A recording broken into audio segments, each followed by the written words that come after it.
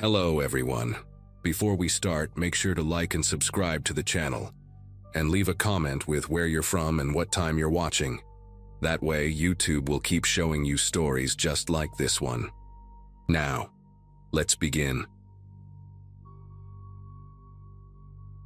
Everyone in my family pretends we're perfect during the holidays, but I learned the truth about us the Thanksgiving. I turned 17.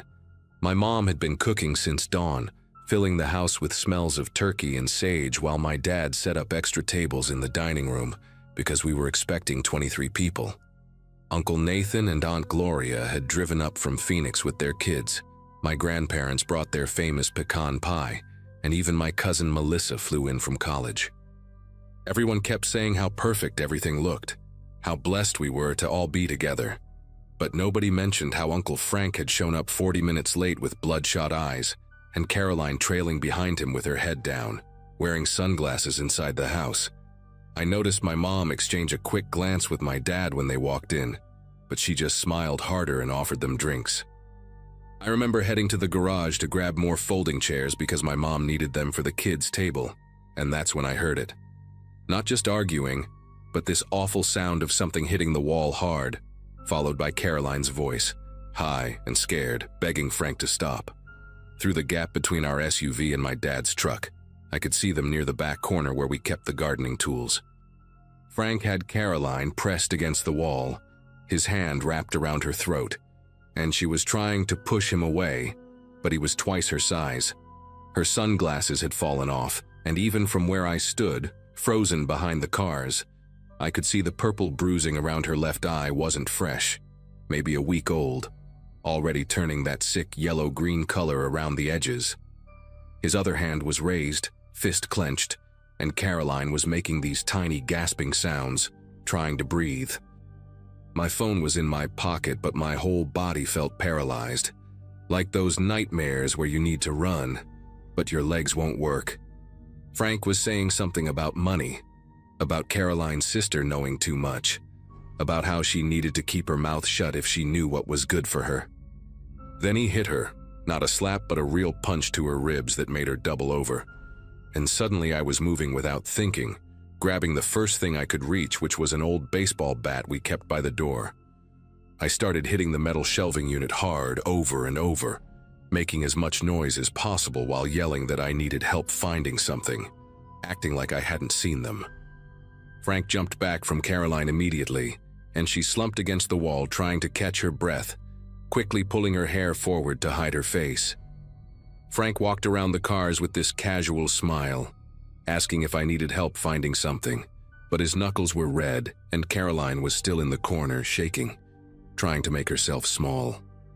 I kept babbling about needing the chairs, the extra chairs for dinner, my voice coming out too high and fast, and Frank just stood there watching me with these dead eyes while Caroline slowly picked up her sunglasses from the concrete floor. When she finally walked past us toward the door, she moved like every step hurt, one arm wrapped around her middle, and Frank followed right behind her, his hand on her lower back in what probably looked gentle to anyone else. But I could see how his fingers were digging in, controlling where she walked. I carried 3 folding chairs inside, my arms shaking so bad I nearly dropped them twice, and found my mom arranging appetizers on the good china. I tried to tell her what I'd seen, but the words got all tangled up, and she just kept adjusting the crackers and cheese, not looking at me, saying we'd talk about it later, that now wasn't the time with everyone here. But I couldn't stop. I kept describing Caroline's face, the bruises, the way Frank had his hand around her throat, and my mom finally grabbed my wrist hard, harder than she'd ever grabbed me before, and said that Frank had problems, that he'd been struggling since he lost his job at the warehouse, that Caroline knew how to handle him. She said it like that made it okay, like losing your job meant you could choke your girlfriend in our garage, and when I tried to argue, she just walked away carrying the appetizer tray, leaving me standing alone in the kitchen. During dinner, I watched everyone pretending everything was normal while Caroline sat there barely eating, flinching every time Frank reached across her for something. My Aunt Gloria kept filling the silence with stories about their vacation to Sedona. My grandpa talked about his garden, and my little cousins argued about video games, but I couldn't stop staring at the way Caroline held her fork with trembling fingers. Halfway through the meal, she excused herself to the bathroom and didn't come back for 15 minutes, and when she did, she'd reapplied makeup, but you could still see the swelling if you knew where to look. Frank made some joke about women and their tiny bladders, and everyone laughed, even my dad. And that's when I realized they all knew, every single adult at that table knew what Frank was doing to Caroline. After dinner, while everyone moved to the living room for coffee and pie, I pulled my cousin Melissa aside near the stairs and told her everything I'd witnessed in the garage. She listened without interrupting, her face getting paler with each detail, and when I finished, she told me this wasn't the first time, that she'd seen bruises on Caroline last Christmas too, fingerprint marks on her upper arms that Caroline had blamed on a gym accident. Melissa said she'd tried talking to Aunt Gloria about it once, but Gloria had shut her down immediately, saying that what happened between Frank and Caroline was their business, that every couple had their problems, and besides, Frank was paying for Caroline's nursing school and her mom's cancer treatments back in Ohio. That's when Melissa told me the real reason everyone stayed quiet. Frank had been lending money to half the family, $10,000 to Uncle Nathan for his restaurant, paying my grandparents' mortgage when Grandpa's pension got cut, even helping my parents with the down payment on our house 5 years ago. I felt sick listening to Melissa explain how deep Frank's financial hooks went into our family, how he'd show up at family gatherings with expensive gifts for the kids, always picking up the check at restaurants, playing the generous, successful cousin while everyone ignored Caroline's sunglasses and long sleeves in summer. Melissa said she'd found pills in Caroline's purse once when she was looking for gum, prescription bottles with 3 different doctors' names, and when she'd looked them up later, they were all heavy painkillers and anxiety medications. Frank controlled everything, Melissa said. Caroline's bank accounts, her car registration, even her phone plan, and he'd convinced her that her family back in Ohio didn't want anything to do with her anymore, though Melissa suspected that was just another lie to keep her isolated. While everyone was distracted with dessert, I slipped outside and called 911 from the front porch, telling them about the assault I'd witnessed, giving them our address, describing Caroline's injuries in detail. The dispatcher kept asking questions, whether Caroline needed immediate medical attention, if Frank had any weapons, and I answered everything as clearly as I could, even though my voice kept breaking. Within 10 minutes, 2 police cars pulled up without sirens but with their lights on, and suddenly the perfect Thanksgiving facade shattered completely. Frank tried to play it cool when the officers came to the door, saying there must be some misunderstanding, but Caroline was still visibly injured, and when the female officer took her aside to talk privately, she finally broke down and told them everything, not just about that day but about months of abuse, showing them older bruises under her clothes, the finger marks around her neck. What happened next was chaos in slow motion. Frank getting arrested right there in our driveway, while the neighbors watched from their windows, my mom crying and saying I'd ruined everything, my dad yelling at me about family loyalty, Uncle Nathan panicking about his restaurant loan, and my grandma just sitting on the couch staring at nothing, realizing her mortgage payments had been coming from a monster. But the worst part was when the police found cocaine in Frank's car during the search, nearly half a pound hidden in a compartment under the spare tire, along with scales and plastic bags, which explained where all his money really came from and why he was so paranoid about Caroline's sister, knowing too much. And suddenly his generosity looked different, like he'd been using our family to launder drug money, and everyone who'd taken his cash was potentially implicated in something much bigger than just staying quiet about domestic violence. The investigation that followed tore our family apart in ways we're still dealing with 8 years later. Uncle Nathan had to sell his restaurant when the feds froze the accounts connected to Frank's money. My grandparents almost lost their house until my mom's brother from California stepped in, and my parents spent thousands on a lawyer to prove they didn't know the down payment money was dirty. Caroline testified against Frank in court, sitting up there brave as hell, with her real family from Ohio, who'd been searching for her for 2 years after Frank made her disappear, and it turned out he'd been intercepting their calls and letters all along. She told the jury about the beatings, the forced pills to keep her compliant, the threats against her family if she ever tried to leave, and Frank got 25 years not just for the drugs, but for the domestic violence, kidnapping, and fraud charges they piled on. My family doesn't do big holiday gatherings anymore. We split into smaller groups that carefully avoid each other, some still angry at me for calling the police that night, others grateful but too ashamed to say it out loud. Caroline sent me a message last year with a photo from her wedding, to a man who treats her right, standing there in a white dress with her sister as maid of honor, finally free and healing. She thanked me for being brave when all the adults were cowards, for doing what nobody else would do, even though it cost me my relationship with half my family.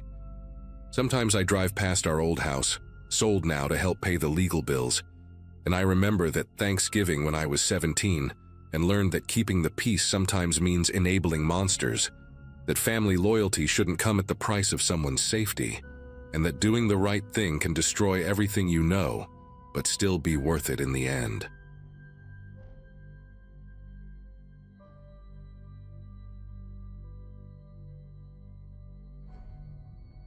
My wife Amanda had been up since 5 that morning preparing the turkey, and by noon, our house in the Denver suburbs was packed with family.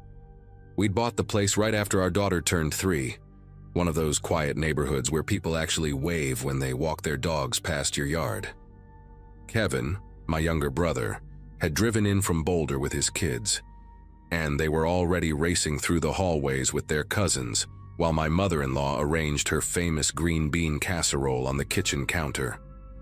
My dad kept sneaking pieces of cornbread when he thought nobody was watching, and Amanda's sister was mixing her 3rd mimosa while complaining about traffic on Interstate 25.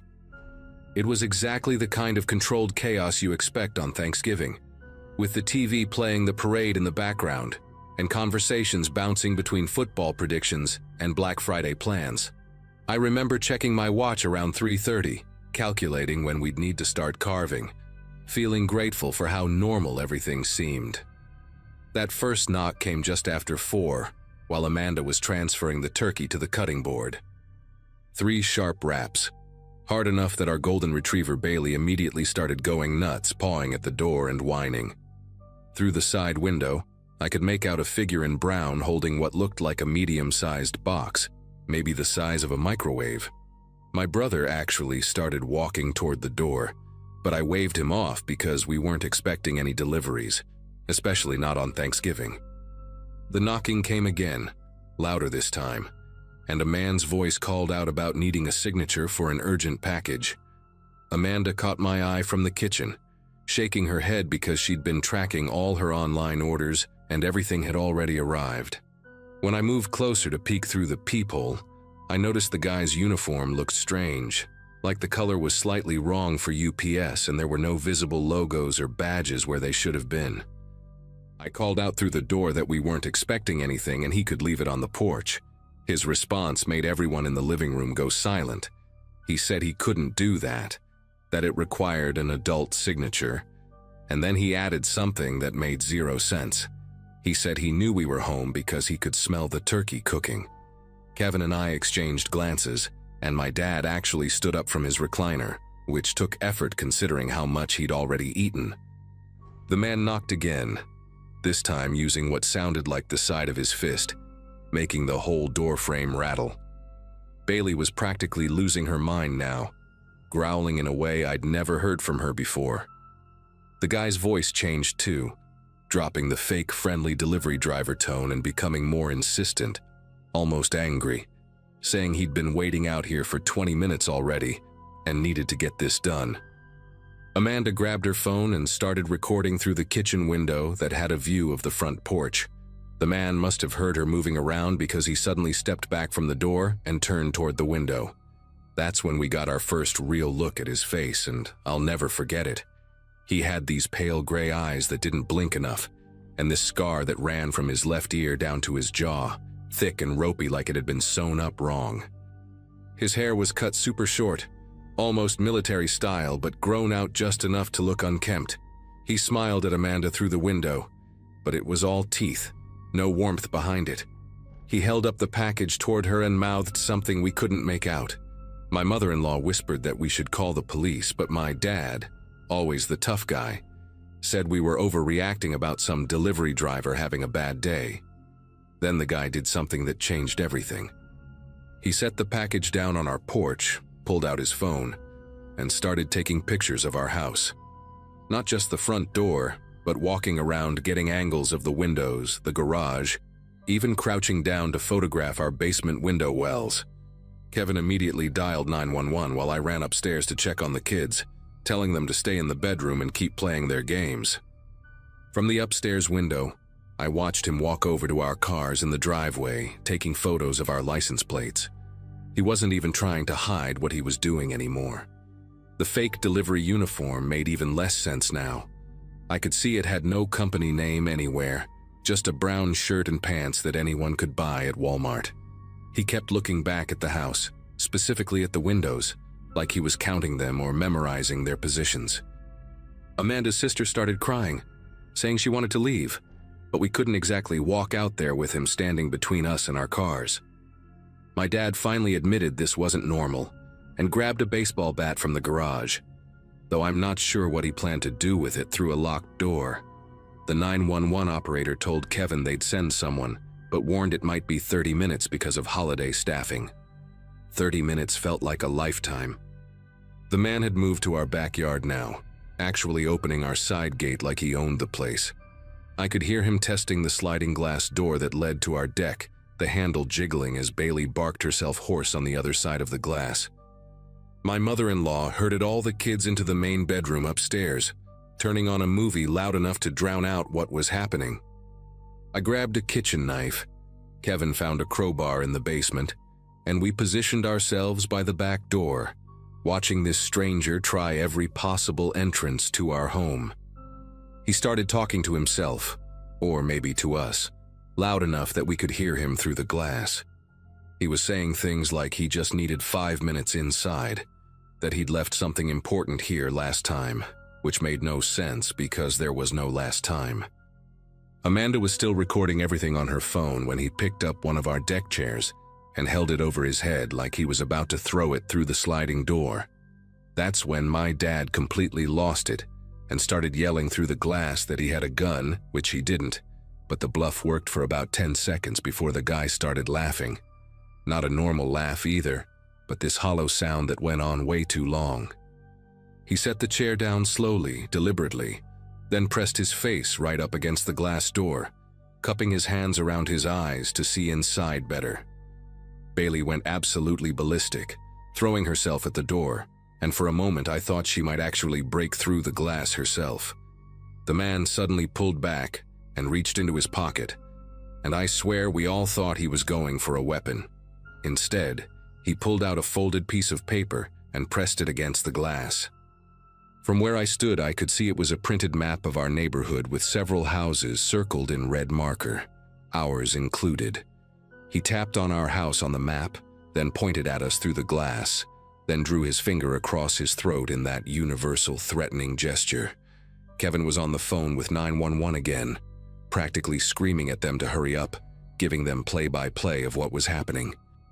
The guy must have heard sirens in the distance because he suddenly backed away from the door, that creepy smile still plastered on his face. He gave us this mocking little salute, then calmly walked to the side gate like he had all the time in the world.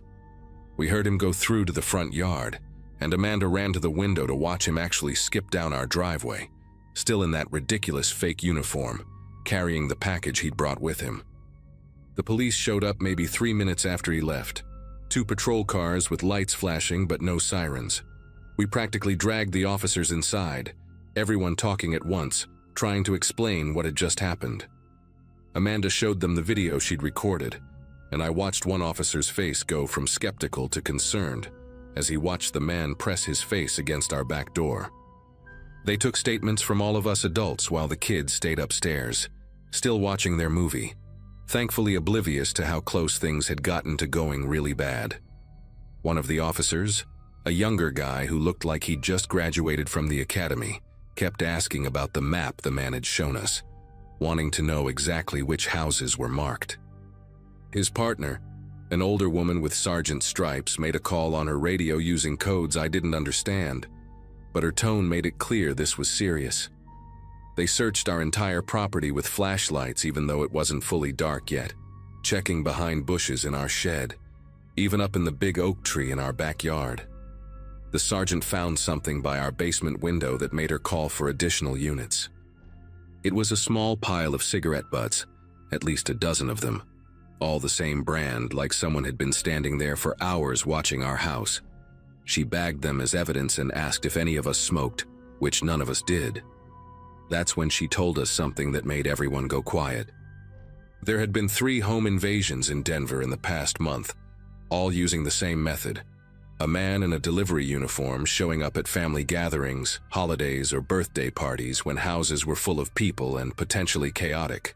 The suspect had been released on parole just 6 weeks ago, after serving 5 years for aggravated assault and attempted kidnapping. The sergeant showed us a photo on her phone, asking if this was the man who'd been at our house. It was him, no question about it. Same scar, same dead eyes, same unsettling smile even in his mugshot. His name was Douglas Brennan, and he'd been staying at a halfway house about 10 miles from our neighborhood. She explained that he'd cut off his ankle monitor 2 days before Thanksgiving and disappeared. What really got me was when she mentioned that, in his previous crimes, he'd always studied his targets for days, sometimes weeks, learning their routines, figuring out when they'd be most vulnerable. Those cigarette butts by our basement window meant he'd probably been watching us long before Thanksgiving, maybe saw us bringing in groceries for the big meal, counting how many people would be there. The other marked houses on his map were all families in our area, who'd posted about holiday plans on social media, or had mentioned gatherings to neighbors who might have talked too freely. They caught Douglas Brennan 3 days later trying the same fake delivery routine at a house in Littleton, where a family was hosting a birthday party for their 10-year-old. This time someone had seen the police alerts and recognized him immediately, calling 911 before even answering the door. He tried to run but didn't make it 2 blocks before they got him. Amanda and I had to testify at his trial 6 months later, playing her video for the jury, describing every detail of that Thanksgiving afternoon. He got 25 years this time, no possibility of parole for at least 15. We ended up moving the following summer, not because we were scared exactly, but because none of us could look at that sliding glass door without remembering his face pressed against it. Our new house has a security system, cameras, and a German shepherd named Duke, who makes Bailey look friendly by comparison. We still host Thanksgiving, but now we have a simple rule. If we're not expecting someone, we don't open the door, period.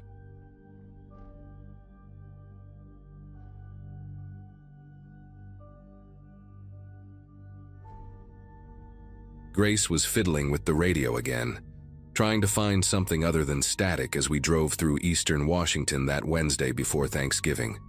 13 years old and already acting like she owned the car, while her brother Sam kept kicking the back of my seat every time he reached for his bag of chips on the floor. Laura sat next to me, scrolling through her phone for any rest stops ahead, occasionally reaching back to separate the kids when their bickering got too loud. We'd been driving for about 4 hours since leaving Portland, making our annual trek to visit my sister up in Montana, and everyone was getting that restless feeling you get on long drives when the scenery starts blending together into endless stretches of brown fields and distant mountains.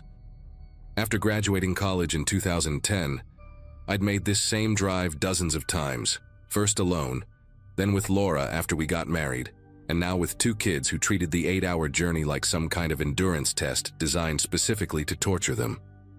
When the gas gauge hit a quarter tank, I started scanning for the next exit, finally spotting a faded chevron sign rising above the sparse trees maybe a mile ahead. It was one of those isolated stations that seemed to exist solely for travelers, sitting at the edge of a town so small it probably didn't even have its own post office, just a cluster of weathered buildings and a single main road that the interstate had long since bypassed.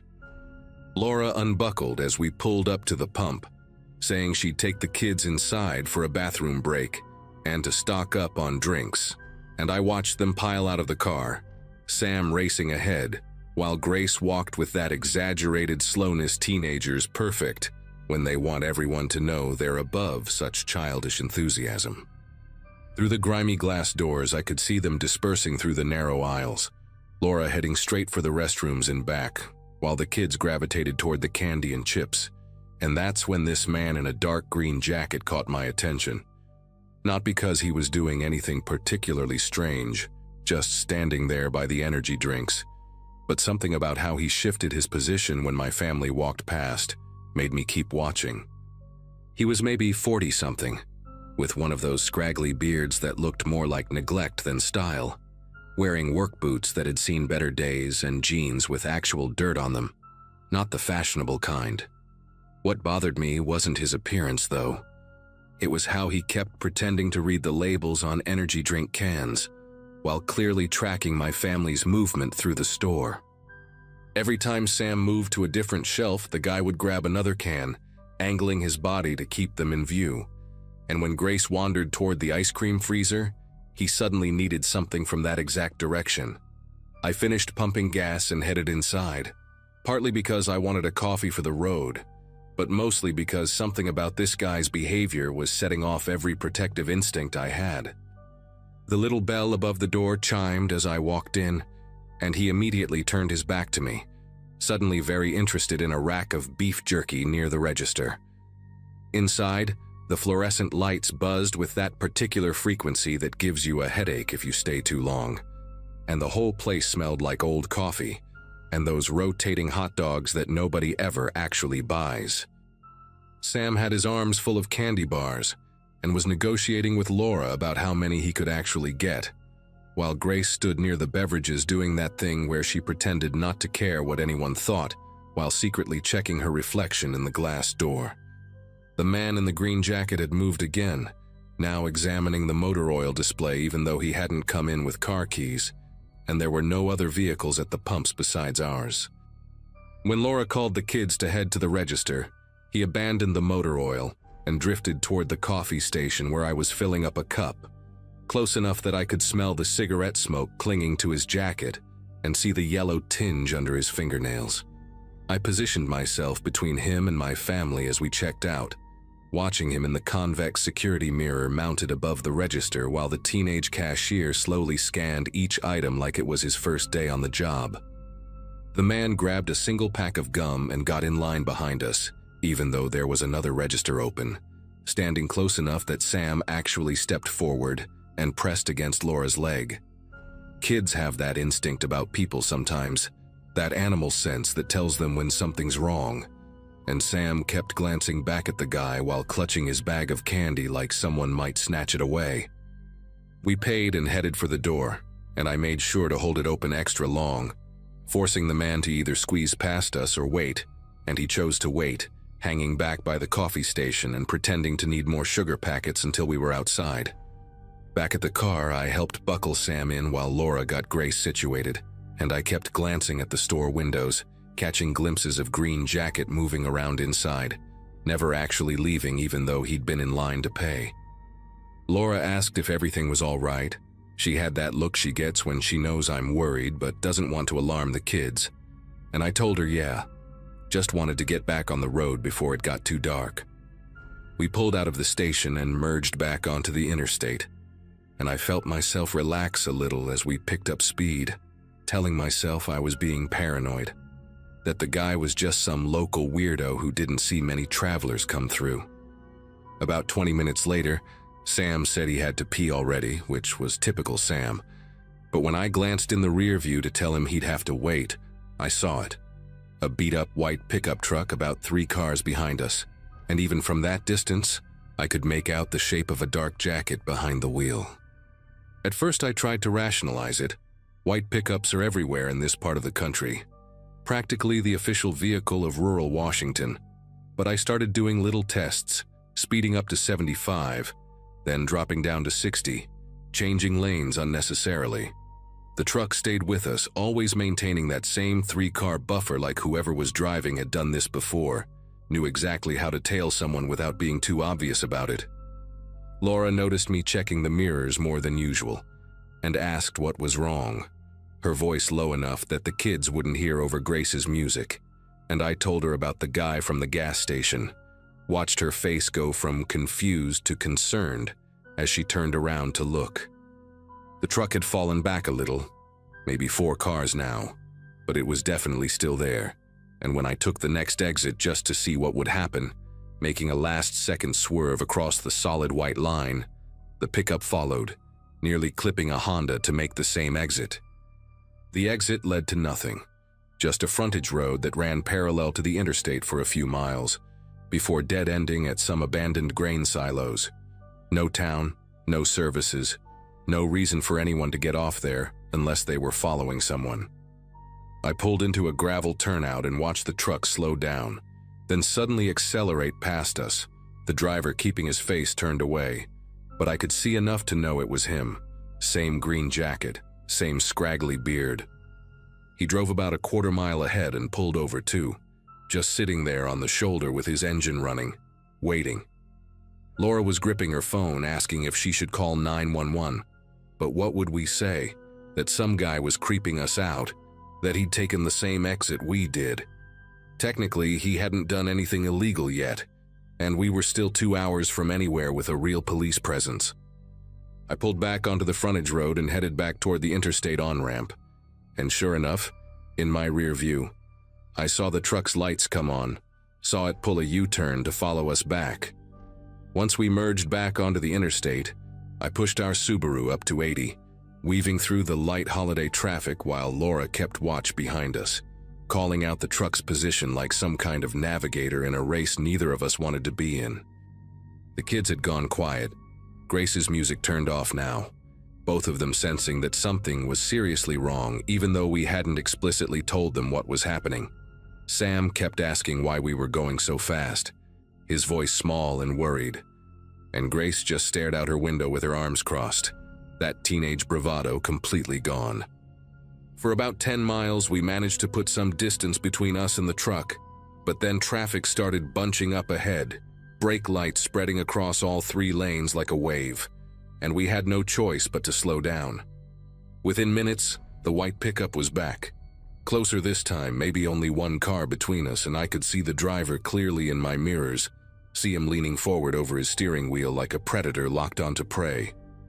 That's when he started getting aggressive, really aggressive, swerving into the lane next to us and pulling alongside our car, matching our speed exactly so he could stare through the passenger window at Laura and the kids. Grace screamed, actually screamed, and grabbed Sam, pulling him down below the window line while Laura fumbled with her phone, trying to film him while also shielding herself. The guy's face was different now, not trying to hide anything anymore, his mouth moving like he was yelling something we couldn't hear through the glass and highway noise, his free hand making gestures I didn't want to interpret. I slammed on the brakes, dropping back suddenly, and he shot ahead, but immediately slowed down too, boxing us in behind a semi-truck, not letting me change lanes, playing this sick game of automotive chess at 70 miles per hour. Every time I tried to get around him, he'd swerve to block me, and when I'd fall back, he'd slow down too, keeping us trapped. And I realized with absolute clarity that this wasn't random. This guy had picked us, specifically us, back at that gas station, had seen a family traveling alone on a holiday and decided we were exactly what he was looking for. Laura was on the phone with 911 now, her voice shaking as she tried to explain our situation, reading off mile markers as we passed them, but the dispatcher kept asking for a license plate number, and Laura couldn't see it clearly from her angle, the truck positioned just right to hide it. I managed to break free for a second, gunning it around a minivan in the right lane, but the pickup immediately accelerated too, cutting off the minivan so aggressively that it swerved onto the shoulder, horn blaring. That's when I saw the sign for a rest area coming up in 2 miles. One of those big ones with multiple buildings and usually a state patrol presence, and I knew that was our only chance. I told Laura to tell the dispatcher we'd be at the Sprague Lake rest area in 2 minutes, to please have someone meet us there, and she repeated it twice, 3 times, making sure they understood. The guy must have seen the sign too, because suddenly he rammed us, actually rammed the back corner of our car, Not hard enough to spin us out, but enough to make the whole vehicle lurch sideways. Enough to make Sam start crying and Grace scream again. The next 2 miles felt like 20, him hitting us twice more. Each impact sending my heart into my throat as I fought to keep control of the car, the kids sobbing in the back seat while Laura kept the dispatcher on the line, describing everything that was happening in real time. When the rest area exit finally appeared, I didn't signal, didn't slow down until the last possible second, then yanked the wheel hard to the right, tires screaming as we barely made the off-ramp. The pickup tried to follow but was going too fast, shooting past the exit, and I saw his brake lights flare as he locked up his wheels, skidding along the shoulder. We flew into the rest area parking lot, and I headed straight for the most crowded section, pulling right up to the main building where dozens of people were milling around. Families stretching their legs, truck drivers checking their phones, witnesses everywhere. I threw the car in park and told everyone to stay inside, doors locked. While I got out and stood where I could see the entrance, waiting to see if that white truck would appear, my whole body shaking with adrenaline and rage and fear all mixed together. 5 minutes passed, then 10, and no white pickup, but 2 state patrol cars came screaming into the rest area, lights flashing, pulling up on either side of our car like they were creating a protective barrier. One of the troopers, a woman with short gray hair and the kind of calm demeanor that made you feel instantly safer, took Laura's statement while her partner, a younger guy built like a linebacker, walked around our Subaru taking pictures of the damage, 3 distinct dents in the rear bumper and quarter panel where he'd hit us. They told us they'd already put out a bolo for the white pickup, had units watching the interstate in both directions, and about 20 minutes later the female trooper got a call on her radio, listened for a moment, then told us they'd got him. Pulled him over about 15 miles up the road, found meth in his truck along with zip ties, a knife and a notebook with license plates and descriptions of different vehicles, all family cars, all with out-of-state plates, pages and pages of them dating back months. The trooper said we'd need to file a full report, maybe testify if it went to trial, but that we were safe now, that this guy wouldn't be following anyone else for a very long time. Turns out he'd been involved in 3 attempted carjackings just that week, all targeting families traveling for the holiday, using the same pattern: follow them from gas stations, intimidate them on the highway, try to force them off the road in isolated spots. We were lucky we'd made it to the rest area. Lucky the dispatcher had taken Laura seriously. Lucky in ways that still make me sick to think about when I imagine what could have happened if we'd broken down, or if he'd succeeded in forcing us off the road somewhere remote.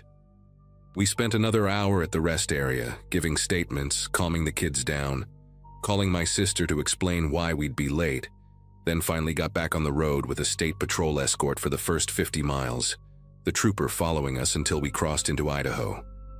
The rest of the drive to Montana was quiet, nobody wanting music, nobody asking for snacks, just 4 people processing what had happened, grateful to be together, grateful to be safe, grateful that sometimes the monsters who pick you don't get to keep you.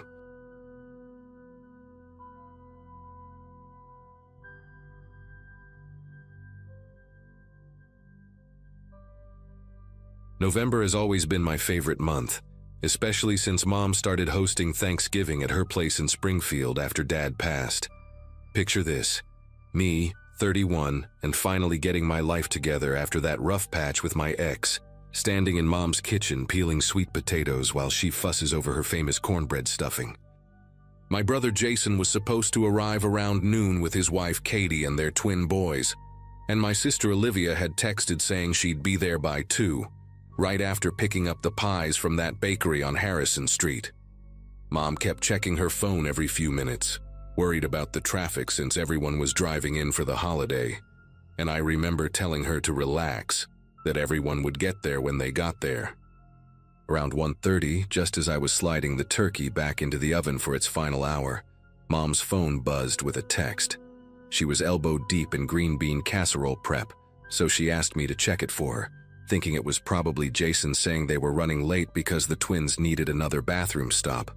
But when I picked up her phone and read the message, everything in that warm, cinnamon-scented kitchen suddenly felt wrong.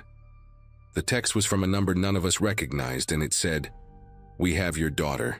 She screamed so pretty when we grabbed her. If you want to see her again, get $50,000 ready. Don't call cops or she dies. Wait for instructions." My first thought was that this had to be some sick joke. Maybe one of Olivia's weird theater friends pulling a prank. But the way it was written, the specific details, made my chest tighten in a way I couldn't ignore. Mom must have seen something change in my face because she immediately dropped the spoon she was holding, green beans scattering across the counter. I showed her the phone, watched her face go from confused to terrified in about 3 seconds flat. She grabbed the phone from me and immediately tried calling Olivia, but it went straight to voicemail. Then she tried again and again, each time getting more frantic. I pulled out my own phone and started texting Olivia while Mom left increasingly desperate voicemails. "Baby, please call me back right now. Please, this is an emergency." Jason and Katie walked in right then with the twins, all loud and cheerful, carrying grocery bags full of wine and that special cranberry sauce Katie always brings, and they stopped dead when they saw us. I explained the situation while Mom kept trying Olivia's phone, and Jason's first reaction was to Google the number that sent the text. Turns out, there had been a bunch of these scams going around that month, especially targeting older people around the holidays. Scammers would text claiming they had kidnapped someone, banking on the panic to make people wire money before they could think straight or verify anything. Jason showed us article after article about it, cases from all over the state, and for a minute we all breathed a little easier. Katie even laughed nervously and said her mom had gotten a similar text the week before about her brother, who was sitting right next to her when it came through. But then Mom pointed out something that made us all go quiet. Olivia really wasn't answering her phone, and she was supposed to have been here 30 minutes ago. Jason tried to stay logical about it, said maybe her phone died, maybe she got stuck in traffic, maybe she forgot to charge it like she always does. But I could see him checking his own phone every few seconds, refreshing her social media to see if she'd posted anything. The bakery was only 20 minutes away, and even with holiday traffic, she should have been here by now. Mom wanted to call the police right then, but Jason kept saying we should wait, that if it really was just a scam and Olivia walked through the door any minute, we'd feel stupid for panicking. Katie took the twins to the living room to watch cartoons, trying to keep them away from whatever was happening in the kitchen. I remember the turkey timer going off right then, this cheerful little ding that seemed completely wrong for the moment, and none of us moved to check it. That's when Mom's phone buzzed again, same unknown number. This time it was a photo, and when Mom opened it, she actually gasped and dropped the phone on the floor. Jason snatched it up before I could see, but his face went completely white. He turned the screen toward me, and there was Olivia's car, that distinctive rust-colored sedan with the dent in the passenger door from when she backed into a mailbox last year. The photo was taken from inside another vehicle, through a window speckled with rain, and you could see Olivia's car pulled over on what looked like a service road, driver's door hanging open. No sign of Olivia herself, just that open door like a mouth screaming. The text under the photo said, "TikTok $50,000 1 hour. Next photo won't be of her car." Mom started crying then, these horrible choking sobs, and I felt like the floor was tilting under my feet. Jason called 911 while I held Mom, trying to keep her from completely falling apart. The dispatcher was surprisingly calm, said they'd been getting calls like this all week, that it was definitely a scam ring operating out of state.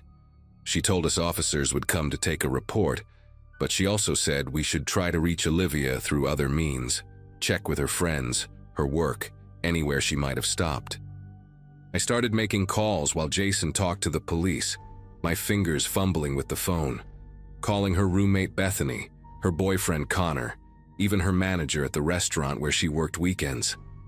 Nobody had heard from her since that morning when she left to pick up the pies. Connor said she'd seemed totally normal, excited about the dinner, had even shown him a picture of the chocolate cream pie she'd ordered specially for me because she knew it was my favorite. The police showed up faster than I expected, 2 officers who looked like they'd rather be anywhere else on Thanksgiving. The older one, Officer Ramirez, took one look at the texts and the photo, and immediately said it matched the pattern they'd been seeing. He explained that the scammers usually grabbed photos from social media, or even took random photos of similar cars to make their threats seem real. He asked if Olivia had posted anything about her car recently, maybe on Instagram or Facebook, and sure enough, when we checked, she'd posted a photo of it just 2 days ago, complaining about needing new tires. The younger officer was already on his radio, asking dispatch to ping Olivia's phone location, which apparently they could do even if the phone was off. Mom kept insisting this was different, that the timing was too perfect, that whoever sent the photo knew exactly what Olivia's car looked like, knew she'd be driving today. Then the younger cop's radio crackled to life, and what we heard made everyone in that kitchen go still. They'd found a ping from Olivia's phone. Last active location was near the intersection of Route 44 and Millbrook Road, which was exactly on her route from the bakery. But here's what made my knees go weak. The phone had been stationary there for the past 45 minutes. Officer Ramirez tried to play it cool, said maybe she'd stopped for gas or had car trouble, but I could see him exchange a look with his partner. He asked Jason to drive out there with him while the younger officer stayed with us. Jason grabbed his keys so fast he knocked over Katie's purse, and I watched them leave, the turkey still in the oven, now definitely overcooked, the smell of burning starting to fill the kitchen. 20 minutes passed like hours.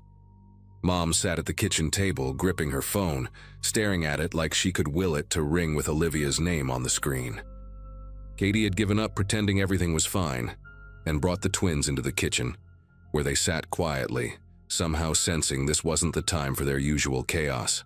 The younger officer, barely older than Olivia herself, kept trying to reassure us, sharing statistics about how these scams worked, how the scammers were probably in another country, how they'd picked Olivia's information randomly. But then Mom's phone lit up with another text, and this time it was different. It was a voice message, and when Mom played it on speaker, we heard Olivia's voice, but strange, slurred like she was drugged or had been crying. "Mom, please, just give them what they want. They know about the bakery. They were waiting. They know our whole schedule. Please, I'm so scared." The message cut off with what sounded like a car door slamming. The young officer immediately got on his radio, his casual demeanor completely gone now, calling for backup at the Route 44 location. Mom was already pulling up her banking app, ready to transfer whatever money she had, but the officer stopped her, said we needed to wait for Officer Ramirez to report back first. That's when my phone rang, Jason's name on the screen, and when I answered, his voice was shaking in a way I'd never heard before. They'd found Olivia's car exactly where the phone had pinged, abandoned on a pull-off near the woods. Her purse was still on the passenger seat, the bakery box with our pies sitting in the back, one of them smashed like there'd been a struggle. But the worst part, the part that made me grab the counter to keep from falling, was what they found on the driver's seat. A printed photo of our whole family from last Thanksgiving, the one Mom had posted on Facebook, with Olivia's face circled in red marker. Jason said they were treating it as a real kidnapping now, that state police were on the way, that they were going to trace the calls and do everything possible. The younger officer was already helping Mom set up the money transfer, saying they'd track it, use it to find whoever had Olivia. But something kept nagging at me, this detail I couldn't quite place. Then it hit me. In the voice message, Olivia had said, "They know our whole schedule, but I'd never told anyone except family what time she was picking up the pies." I mentioned this to the officer, and his face changed. He asked if we had any family members who might have gambling debts, drug problems, anyone who might have given information to the wrong people. That's when Katie, who'd been silent this whole time, spoke up. She said Connor, Olivia's boyfriend, had been acting strange lately, that Olivia had mentioned he'd been asking a lot of questions about our family, about Mom's retirement savings, about the house. She said Olivia was planning to break up with him after Thanksgiving. The police moved fast after that. Within minutes, they had Connor's phone number, his address, his plate number, everything. The young officer stepped outside to coordinate with dispatch, and through the window I could see him gesturing urgently. Mom had gone quiet. This awful kind of quiet where I knew she was replaying every interaction with Connor, every time she'd welcomed him into her home. Then Jason called again. They'd pulled security footage from the gas station near where Olivia's car was found. The timestamp showed her stopping there at 1:47 p.m., and she wasn't alone. There was someone in a baseball cap in the passenger seat, but here's what made everyone's blood run cold. Olivia had gone inside the store alone, bought water and aspirin, and the security footage showed her mouthing "help me" to the camera. The clerk hadn't noticed, too busy with the holiday rush. By the time she got back to her car, whoever was with her had moved to the driver's seat. Everything happened fast after that. The state police tracked Connor's phone to a motel off Route 91, about 40 miles north. They found him there with 2 other men, brothers with records for extortion and kidnapping. The whole thing had been planned for weeks, Connor feeding them information, telling them when Olivia would be alone, what route she'd take, how much money our family had. They'd grabbed her right outside the bakery parking lot, forced her into her own car, drove her to that pull-off to switch vehicles. The police found Olivia in one of the motel rooms, drugged but alive, tied up in the bathroom. Connor had been recording her voice for more messages, planning to drag it out, milk our family for everything they could get. When they brought Olivia to the hospital and she finally could talk, she told us Connor had seemed so normal that morning, had even kissed her goodbye, told her to have fun at dinner. She said the moment she saw him in her car outside the bakery, passenger door open, asking for a quick ride, she knew something was wrong, but by then one of the brothers was already behind her, pushing her into the vehicle. We spent Thanksgiving night in the hospital waiting room instead of around our dinner table. The turkey I'd forgotten in the oven was completely ruined. The house still smelled like smoke when we finally went back days later to clean up. Olivia had bruises on her wrists from the zip ties, and for months afterward she'd panic if anyone walked too close behind her in a parking lot. Connor got 8 years. The brothers got 12 each. During the trial, we learned Connor had been planning this since September, when he'd overheard Mom talking about her retirement account at a family barbecue. He'd met the brothers through his cousin who owed them money, and they'd convinced him this was his way to start fresh, that Olivia's family had plenty to spare. What still haunts me is how he sat through dinners with us, laughed at Mom's jokes, helped Dad fix the garage door that time, all while planning to terrorize our family for money. The real kicker came out during the investigation. We weren't the first family they'd done this to. They'd run the same play 3 times before in different states, always around holidays when families were gathering, when people were distracted and vulnerable. They'd refined their technique, learned exactly how to create maximum panic, how to make the scam calls they'd studied seem real by adding personal touches. The only reason they got caught this time was because Connor got greedy, wanted a bigger cut, and stayed too long at the motel arguing about the split. If they'd left right after grabbing Olivia, they probably would have gotten away with it. Now, every Thanksgiving when we gather at Mom's house, we triple-check the locks, we share our locations on our phones, and we never joke about being late. Olivia still comes, brings her new husband and their baby girl now, but she always parks where she can see her car from the window, and none of us post anything on social media until after we're home. That perfectly staged family photo stays private now, because we learned the hard way that sometimes the real danger comes from the people who already know exactly where to find you.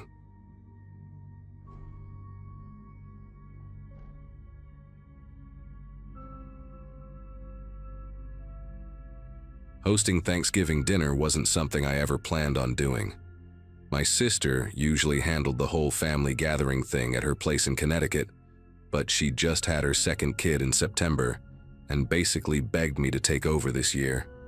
So there I was, 26, and suddenly responsible for feeding 14 people in a house I'd only been renting for 8 months. The place was perfect for it, though. This old 2-story colonial in Burlington, Vermont, with a massive dining room and a kitchen that actually had counter space. I'd spent the entire week before scrubbing floors and arguing with my landlord about whether the oven was supposed to make that grinding noise when it preheated. My boyfriend Troy helped me move furniture around and set up the folding tables we'd borrowed from his parents. We made it work. The house looked warm and lived in for the first time since I'd moved up here for the teaching job at the middle school. Wednesday night before Thanksgiving, I was in the backyard trying to figure out if I had enough propane in the tank for the portable heater we wanted to use on the back porch. It was cold as hell, maybe 20 degrees, and there was this crusty layer of snow from a storm the previous weekend that hadn't fully melted. The sun was already going down around 4:30 because Vermont in November is basically nighttime all day long. I was crouched down by the heater, trying to read the gauge in the dim light from the porch, when I noticed these prints in the snow leading from